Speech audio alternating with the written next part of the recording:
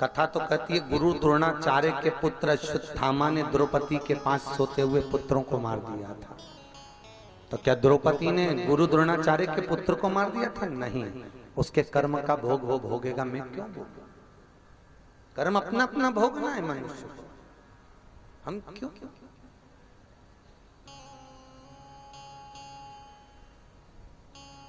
भागवत तो यहां तक कहती है पृथ्वी पर हमारे जो रिश्ते होते हैं ना, पति पत्नी, माता पिता, बहन भाई, बेटी बेटा, दामाद, ये जितने रिश्ते पृथ्वी पर होते हैं यह आपके कर्म के अनुसार होते हैं।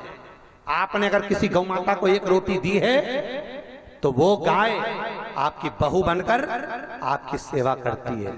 यदि आपने गाय को डंडा मारकर भगा दिया तो बहू भी ऐसी जगदम्बा मिलती है, रोज की खुद आती है जोरदार।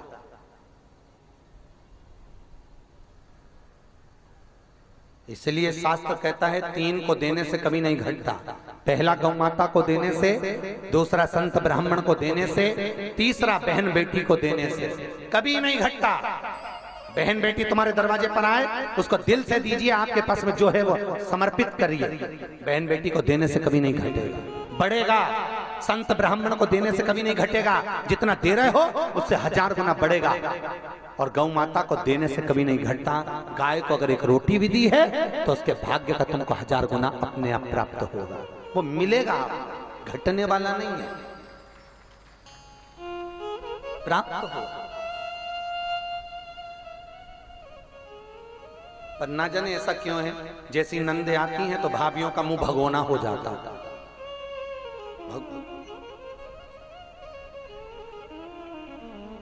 अरे आई है, प्रसन्न रहो, खाओ पियो, आनंद में रहो, मस्ती में रहो, मस्त रहो, अपने जीवन को सार्थक बनाते रहो। शास्त्र कह रहा है इंद्र को क्रोध आया, जल वृष्टि कराई, भगवान गोवर्धन नाथ जी के शरण में गए, गिरिराज बाबा से विनती करी। गोवर्धन नाथ जी बोले मैं हल्का हो जाता हूं, तुम अपनी छोटी सी उंगली पर मुझे धारण कर लो। भगवान कृष्ण ने अपनी छोटी सी उंगली पर भगवान गोवर्धन नाथ जी को उठा लिया। 7 दिवस भई बरखा भारी, थके मेघ भारी जल थारी, कृष्ण चंद्र ने नक पे धारे, नमो नमो ब्रज के रखवारे। भगवान कृष्ण ने 7 दिन तक गोवर्धन पर्वत को अपनी उंगली पर उठा कर रखा। 7 वर्ष की आयु में 7 कोस के गोवर्धन पर्वत को 7 दिन तक भगवान उठाए हैं। भागवत कितने दिन की? 7 दिन। शास्त्रीय संगीत के सुर 7, विवाह हुए तो फेरे 7, जन्म अपना 7 दिन में, रविवार सोमवार मंगल बुध गुरु शुक्र और शनि। मरोगे कितने दिन में? वही 7 दिन।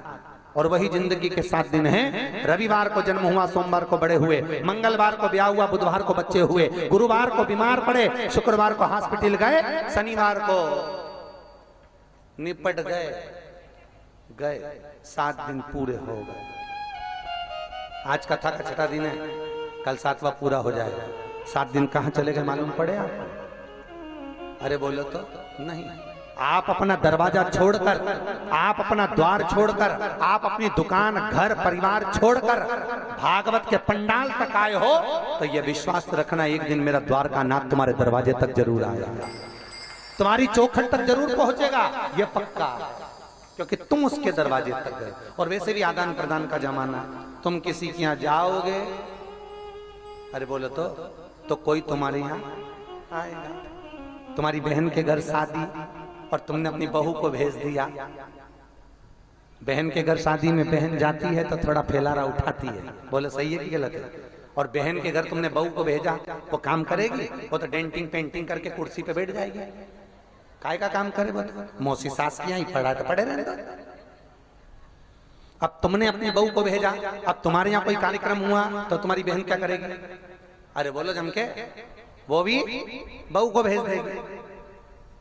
उसी तरह तुम कथा में गए हो तो द्वारकाधीश भी तुम्हारे दरवाजे पर आएगा। और तुमने अगर अपने रिश्तेदार को भेज दिया, अम्मा तू चली जा, सासू तू चली जा, तो भगवान भी कह देगा यमराज तू चले जा। जैसे तुमने अपने रिश्तेदार भेजे, उसने अपने रिश्तेदार भेजे। और भगवान आता है तो गोदी में लेकर जाता है, और यमराज आता है तो ब्लैक कलर की स्कॉर्पियो में लेकर जाता है।